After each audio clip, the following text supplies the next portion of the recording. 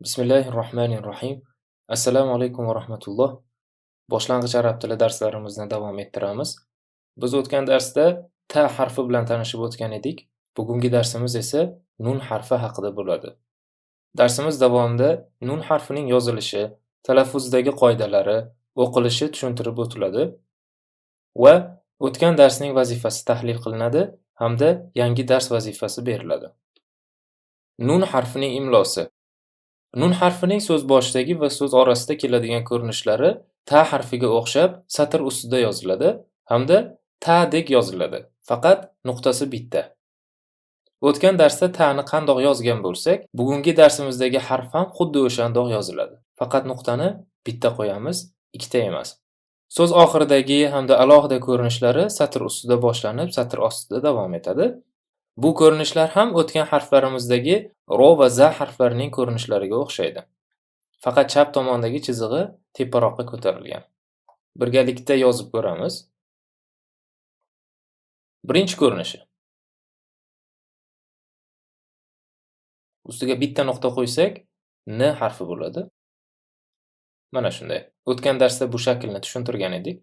Katakning burchagiga o'ng tomon pastki burchagiga moslash kerak degan edik. Bu ko'rinishi esa ikkita katakning orasidagi burchaklariga moslanadi.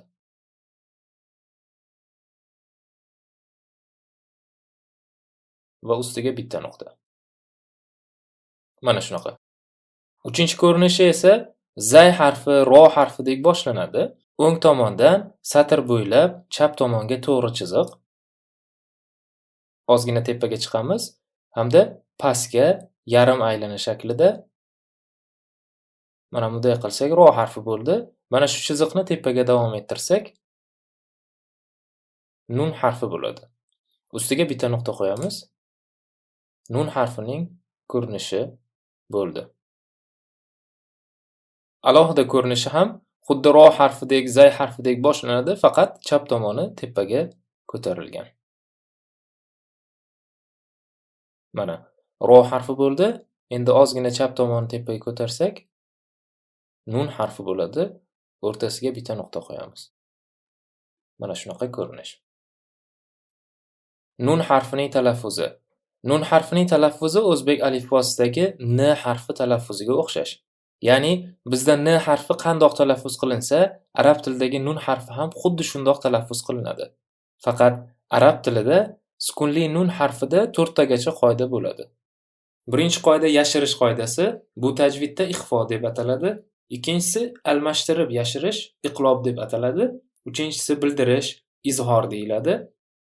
To'rtinchisi ikkilantirish yoki kirgizish deb ham tushunsa bo'ladi. Bu esa tajvidda idg'om deb ataladi. Mana bu 4 ta terminlar tajvidda ishlatiladigan, mana bulari esa ularning tarjimasi xolos. Biz sizga soddaroq qilib tushuntirish maqsadida mana bu so'zlarni tarjimasini aytyapmiz. Biz ushbu darsimizda faqat birinchi qoidaga to'xtalamiz. Qolgan 2, 3 va 4 qoidalar bu darsda tushuntirilmaydi, chunki ular bugun o'qiydigan matnimizda kelmagan. Yashirish, ixfo qoidasi. Nun harfi sukunli bo'lib, ya'ni nun harfining ustiga sukun kelib, undan keyin 15 harfning biri kelsa, ya'ni 15 ixfo harflarining biri kelsa, nunni o'sha harfning chiqadigan joyiga yashirib, dimoq bilan o'qish. Ozgina cho'zish ham kerak. Mana shunaqa qoida. Bu qoidani xohlasangiz yodlab oling va bu ixfo qoidasi deyiladi. Tajvidda ham xuddi shunaqa kelgan. Biz qoidani qanday ishlatilishini bilsak bo'ldi. Maqsadimiz ko'rgan narsamizni to'g'ri o'qiy olish. Unchalik qoidalarga berilmaslikni tavsiya etaman. Harflarni tugatgandan keyin Xudo xohlasa qoidalarga ham navbat keladi. Mana qaraymiz. Mana bu yerda n kelyapti, uning ustida sukun, undan keyin t harfi. T harfi 15 ixfo harflarining biridir. Bu o'rinda 15 ixfo harflarini keltirib, sizga qoidani qiyinlashtirish niyatim yo'q. Shuning uchun hozircha biling, t harfi 15 ixfo harflarining biri deb. Demak, n sukun bo'lib, undan keyin t harfi kelsa, n mana shu t ning chiqadigan joyiga yashirib, ozgina dimoq bilan cho'zib o'qish kerak. Oddiyroq qilib aytsak agar, mana shu n tovushini chaynalib talaffuz qilasiz. Demak, mana shu yerda anta deb talaffuz qilish kerak. Mana shu yerdagi n tovushi ozgina chaynaladi nigga o'xshaydi, g tovushi chiqmaydi. Ozgina nni chaynalib, tilimizni ko'tarib, tanglayga yopishtirmasdan orada ushlab turib aytishimiz kerak. Anta, anta. Keyingisi ham shunaqa. N sukun bo'lib, undan keyin yana t kelyapti. Nni talaffuzini ozgina chaynalib, ixfo qilib o'qish kerak. Antum, antum deb o'qiladi. Aslida fonetika, tajvidlarda chaynalish, nigaga o'xshatish degan terminlar yo'q. Men shunchaki sizga o'zimizning tilda tushuntirmoqchiman va bu narsani o'zingiz shunchaki tushuning va shundoq ekan deb tushuntirishga harakat qilmang. Endi xuddi shundoq t ning o'rnida mana bu qolgan 14 ta harfning biri kelsa, yana n chaynalib, ixfo qilib talaffuz qilinaveradi. Endi esa o'tilgan harflar qatnashgan so'zlarni o'qiymiz. Birinchisi a, n sukun. An, an. I, n sukun. In, in. Z, i, n sukun. Zin, zin. N, a, m sukun. Nam, nam. T, a, r, i, r sukun. Tarir, tarir. A, n, t, a. N ustida sukun, undan keyin t kelyapti. Mana bu yerda n harfi ixfo bo'lishi kerak. Anta, anta. Keyingisi n, i, m sukun m da cho'ziladi. T, a. Nimta, nimta. A, n sukun ixfo bo'ladi t kelganligi uchun. T, u, m sukun. Antum, antum. Shu yerda ixfo qoidasiga yana qo'shimcha qilib aytaman. N harfining talaffuzi o'zi tilimizni uchini muqobildagi tepa tanglayga yopishtirsak n chiqadi. Tilimizning uchini shundoq tepaga to'g'ri ko'tarsak va tanglayga yopishtirsak n harfi chiqadi o'zi. N deb ko'rsangiz, masalan, tilingizning uchi tepaga yopishyapti. Ixfoda mana shu narsa til tepaga yopishmasligi kerak. Til tepaga yaqinlashsa shunda ixfo bo'ladi. Ya'ni tilimizni o'rtada tanglayga yaqinlashtirib talaffuz qilsak agar n ixfo bo'ladi. Antum, antum deganda n talaffuzida til tepaga to'liq yopishmayapti, yaqinlashyapti. Antum. Ixfo qoidasi oddiy qilib aytganda shunaqa narsa. Keyingisi n, i, m cho'zamiz. T, u, m cho'zamiz yana sukun bo'lgani uchun. Nimtum, nimtum. N, a, z, i, nazi, r, u. Naziru, naziru. A, m, a, r sukun mana bu yerda yo'g'onlashtiriladi. Keyin n, a. Amarna, amarna. Keyin o'tgan darsda aytgan edikki, sukundan oldingi harakatga urg'u beramiz. Mana bu yerda urg'u ham bor. Amarna bo'ladi. U, m, i, r sukun, n, a. Umirna, umirna. Eslatib o'taman, r harfi sukun bo'lib, undan oldin i kelsa, r harfini yumshoq talaffuz qilishimiz shart. Umirna, umirna deb. Keyingisi m, a, r, a ro bo'ladi, r sukun. Mana bu yerdagi r ikkalasi ham yo'g'on bo'ladi. N, a. Marorna, marorna. Keyingisi a, m sukun cho'ziladi, r, a ro bo'ladi, r sukun, n, a. Amrorna, amrorna. Keyingisi n, a, z sukun cho'ziladi, n, a, z, a. Naznaza, naznaza. T, a, z, a taza, n sukun. Keyin t harfi bo'lgani uchun mana bu yerda ixfo. T, a, r, a ro. Tazantaro, tazantaro. A, m, i, n sukun. Keyin t harfi t bo'lgani uchun mana bu yerda ixfo. U, m sukun. Amintum, amintum. Keyingisi T, A hamza sukun tutuq belgisi to'xtash. M, A, N, U. Ta'manu. Ta'manu. Endi esa ketma-ket o'qib beraman. An, in, zin, nam, tarir, anta,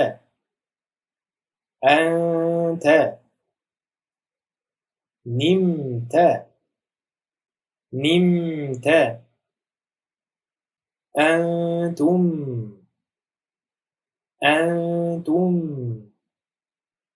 nimtum,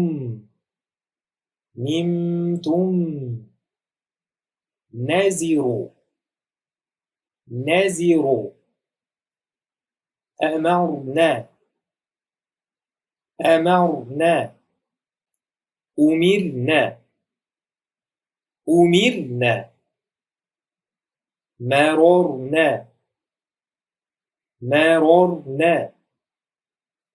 amrorna, naznaza, tazantaro,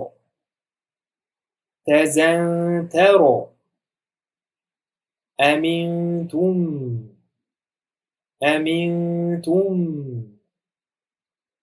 ta'manu, mana shunday. Va buni 10 martadan kam o'qimaslikni esdan chiqarmaylik. Endi esa o'tilgan dars vazifasini tahlil qilamiz. Birinchi so'z T harfining birinchi ko'rinishi, chunki T birinchi kelyapti. Ustiga A qilamiz.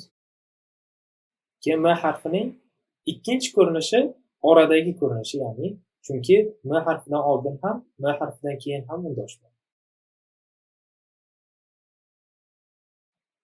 Ustiga sukun, keyin R, keyin R'ning ustiga U. R harfining ikkinchi ko'rinishi, chunki M chap tomonga qo'l uzatyapti, undan keyingi harf ham o'ngga qo'l uzatish kerak.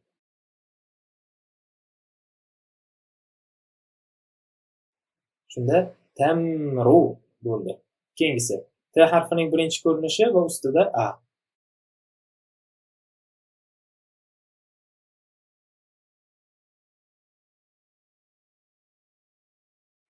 Keyin R harfining orada keladigan, ya'ni ikkinchi ko'rinishi, chunki R harfidan oldin ham, R harfidan keyin ham harf bor. Qolaversa T harfi chap tomonga ulanadi. Keyin R'ning ostiga I.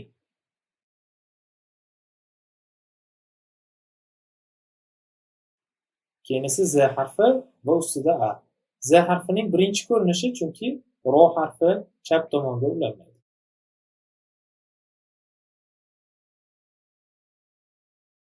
Mana tariza bo'ldi.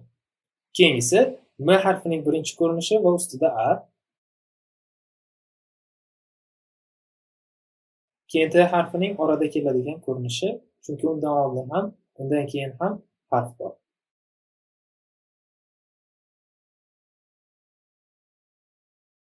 Keyin Ro harfining o'ng tomonga qo'l uzatadigan, ya'ni ikkinchi ko'rinishi, chunki T harfi chap tomonga qo'l uzatyapti va ustida A harakat. Mana mata ro bo'ldi. Keyingisi Z harfining birinchi ko'rinishi va ustida A. Keyin M harfining birinchi ko'rinishi, chunki Z harfi chap tomonga qo'l uzatmaydi. Ustida A. Keyin T harfining uchinchi ko'rinishi, chunki T harfidan keyin undosh yo'q va T harfidan oldin chap tomonga qo'lini uzatgan M harfi bor.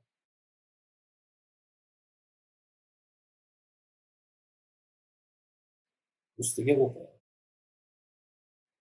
Mana zamatu bo'ldi. Juda ham oson. Keyingisi T harfining birinchi ko'rinishi va ustida A.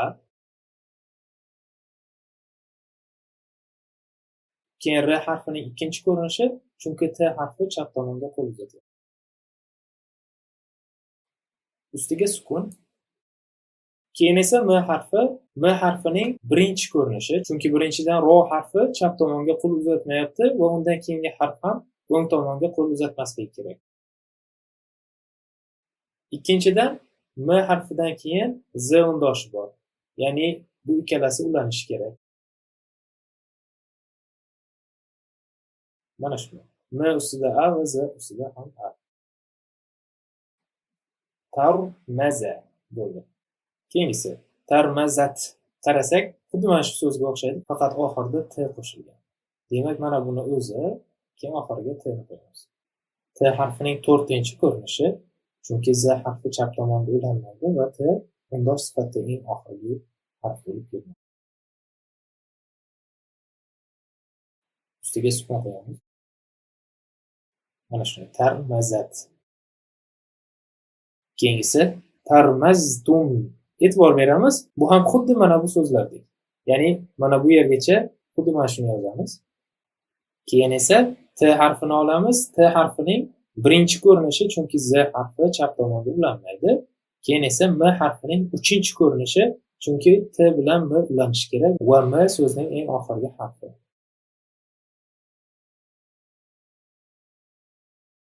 T ustida U va M ustida sukun. Mana shundoq. Tarmaztum bo'ldi. Oxirgi so'z I deb yozishimiz kerak. Alifni yozamiz. Hamza qo'yib pastiga I qo'yamiz. Keyin tutuq belgisini qo'yishimiz kerak. Biz hozir sarfiy qoidalarga kirishmasdan shunchaki tutuq belgisini ishlatamiz. Tutuq belgisi alif, ustida hamza va sukun edi. Shunda mana tutuq belgisi bo'ldi. Mana shunday yoziladi, ulanmaydi. Ip bo'ldi. Keyin T harfi.